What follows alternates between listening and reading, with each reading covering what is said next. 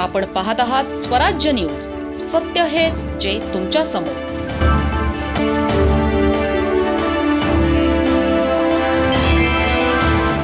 धुळे जिल्ह्यातील साक्री शहरातून एक धक्कादायक चित्र समोर आले आहे.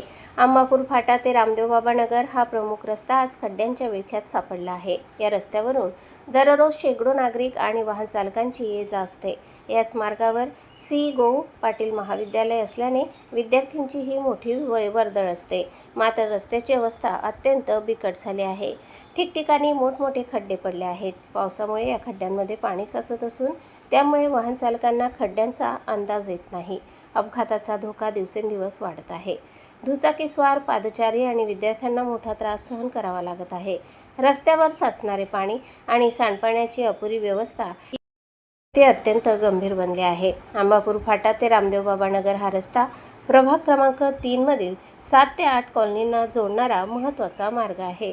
तरीही या रस्त्याकडे नगरपंचायत प्रशासनाने दुर्लक्ष केल्याचा आरोप नागरिक करत आहेत. अनेक वेळा निवेदने देऊनही कोणतीही ठोस कारवाई झालेली नाही, अशी नागरिकांची तक्रार आहे. विशेष म्हणजे नगराध्यक्षांचे निवासस्थानही याच परिसरात आहे. त्यामुळे लोकप्रतिनिधींनी तातडीने लक्ष घालून रस्त्याची दुरुस्ती करावी, अशी मागणी होत आहे. सामाजिक कार्यकर्ते संगपाल मोरे यांनीही वारंवार पाठपुरावा करून प्रशासनाच्या निष्क्रियतेवर प्रश्नचिन्ह उपस्थित केले आहेत. रस्त्याचे तातडीने डांबरीकरण किंवा काँक्रिटीकरण करण्यात यावे, अशी नागरिकांची मागणी आहे. अन्यथा तीव्र आंदोलन छेडण्याचा इशाराही देण्यात आला आहे.